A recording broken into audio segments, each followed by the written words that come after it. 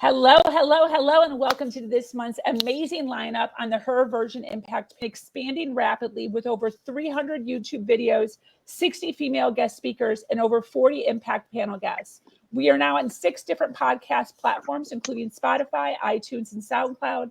I am thrilled to have a female panel filled this month as we talk about emotional and mental health. The conversation around this topic will be broad and will guarantee to educate you on so many areas of your life. Join us as we dive deep into our personal journeys to improving our mental and emotional health and the challenges along the way. Her Version is a contemporary global stage, a platform created for bold storytelling, providing stories, tools, and advice on how to break free from life struggles and design your own vibrant life. For those of you that don't know me, I am your host, Sabrina Victoria. If you are new to this podcast, make sure you follow, like, subscribe, and share. Let's jump right in.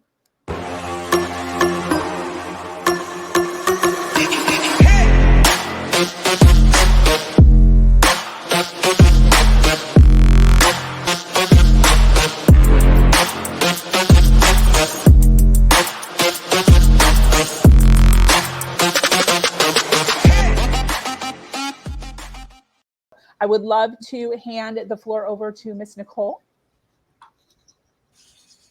Thank you so much, Sabrina, and everyone here. I'm just loving all these conversations. I'm Nicole Gayatri, and I help people to transform through self-devotion to live their fuck yes. And that has to do with figuring out who you are. And I have so many questions that I wrote down here to possibly ask the panel. And I'm like, oh, they're all so juicy. But I want to know, coming from this narcissistic question, we all have someone in our life who is toxic, right? We all have some sort of toxic relationships around us. So I want to know if you could give us an example of someone in your life that was toxic, and how did you go about extracting yourself or setting the boundaries, or how did you keep yourself mentally and emotionally safe from this person and their energy? Great question.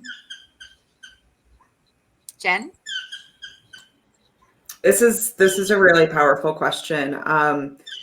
And the example I'm going to use is someone who was a very, very good friend of mine for almost a decade. We did everything together. She served a great purpose early on, like she was my workout buddy. And then as we kind of grew and we started to go on our own journeys, I realized that I was trying to change who I was to kind of stay in her limelight, because she meant a lot more to me than I did to her. And I realized that it was a very one-way relationship of love. And as this really just happened a couple of years ago, where I started to have this recognition, and I started to notice that I was always changing who I was, or changing my plans, or pivoting and doing all of these things to be with her, or to like hang out with her. And then as we kind of moved into 2020 with a lot of politics in the limelight, I realized that from some of her choices, she didn't see me for who I was. And a lot of the things that she was doing, like, no, like if you're doing that, then you don't see me as a person, and you can't separate the two. And it got to the point where I did start to make space and kind of speak up for myself. And I started to do things. And when she would try to guilt me, like I went paddleboarding with some friends, and she's like, I can't believe you didn't invite me paddleboarding. I'm like, you don't even own a paddleboard. Like, what? Like, why are you trying to guilt me into this? And so I started to kind of speak up for myself and be like, I am not apologizing for living my life. And then she was going to come visit me here in Oregon, and she made some comment, and I actually called her and I was like, until you realize and see me for who I am, and truly embrace the fact that your choices are impacting me personally and my health and my safety, I need to create a boundary, and I need to ask you not to come visit me. And it was really powerful because I kept it grounded in me. So when it comes time to cutting these toxic people out, like, don't point fingers. Don't say you did this or you did this. Like, for me, it was really powerful to just say, I don't feel safe around you. I don't feel seen. I don't feel safe. And unfortunately, choices have consequences, and the choices you're making, it means losing me as a friend, but it also means protecting my health and safety. A choice I'm making by separating means I am losing you as a friend. And that was one of the most powerful things. It's been 2 years, and we did have a kind of a go around a couple months ago when I did officially move to Oregon, and she went off on a tangent about how I threw a relationship out the window. I'm like, well, I don't see it that way, but that's your story, and I'm not going to change your story. So it's really just being confident in who you are and what you need to be safe, and standing up for your safety and security. I love So that, thank Jen. you. Great question. Yeah, no, and I think it's so important, like you said, when you keep it grounded in yourself and you make it more about my self-love, my mental health, my emotional health is more important than whatever the drama that this person is bringing to my life, right? Setting that boundary for yourself because you love yourself enough to take care of yourself in the ways that you weren't previously. Right. And it's recognizing that you're worthy of self-love and protection. Yes. Yes. And then I saw Lisa raise her hand, but the one thing I also want to call out is, like, sometimes toxic people aren't these like evil people.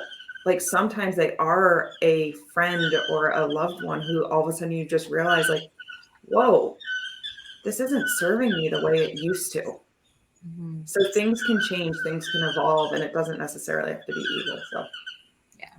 Thank you so much. Lisa. I was just going to jump in because I saw the comment from one of my joy schoolers, Kim, saying that this mirrored her story. And yeah, Kim had a very, very similar situation with somebody so dear to her. And one of the ways that we, would talk through it is really recognizing that they were living two separate realities. And when we keep this person as a villain in our lives and we keep thinking of them as a villain, it's just like holding that energy in place.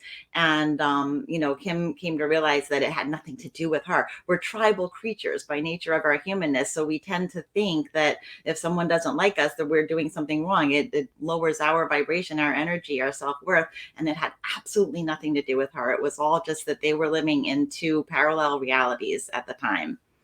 I have a toxic relationship with my dad, who doesn't accept my support of my transgender daughter. And we've had to just like put him out of the family, but I continue to send cards and love. And he's, there's not a lot coming back, but I'm just going to keep continuing to assume that he's doing the best he can with what he's got going on out there. I love that you brought that up, Lisa, because I think that's really important too, right? To recognize whatever they're projecting onto you is their own shit. It's their shit. Let them keep that. 100%. Let them keep that. And, and when you set your boundary, it's also an invitation for them to take a look at their shit. So they get to choose then whether or not they're going to say, wow, actually, I'm being a jerk right now. And maybe I should take into account how this is affecting your life too. But it's not up to you to change them. It's up to you to set the boundary so that they can do that for themselves. Kimberly. I think too, a lot of friendships, I think a lot of, girl friendships do become a little bit toxic in the end, because what I found is we outgrow them.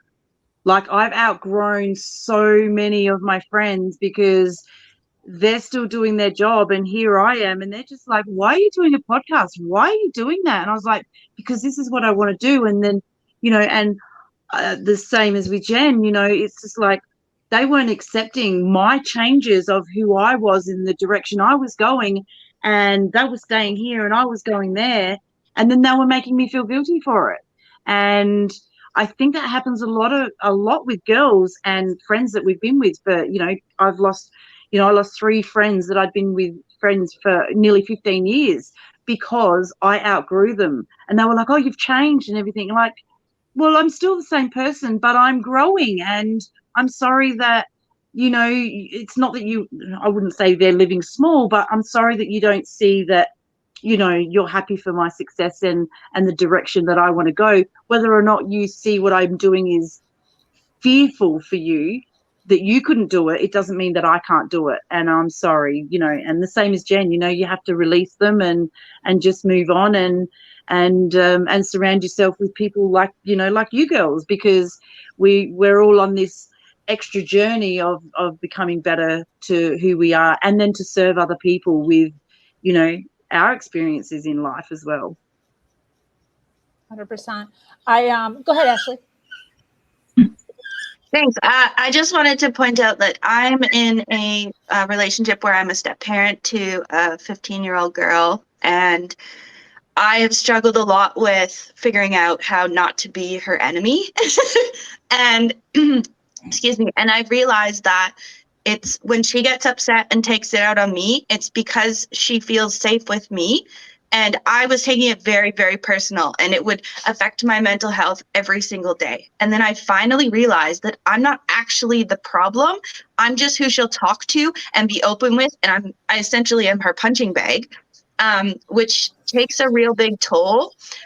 But setting the boundary of, like, if I'm feeling that I'm getting really mad and angry and I'm like talking to her, I'll be like, okay, look, I need a minute. I'm going to walk away and I will come back and we will finish this conversation because I want to hear what you have to say. And right now I'm so mad, I just can't hear anything. So yes, it is like in your life, but it's also as a parent or step parent, you have to deal with that and not take it personal. And that's been a huge learning for me because, you know, things are said that hurt.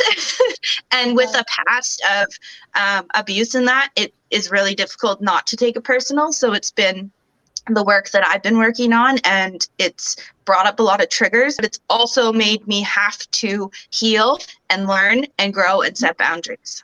I so appreciate that. And I can hear the emotion in your voice. So got me a little emotional there. That was fantastic. I appreciate you sharing that.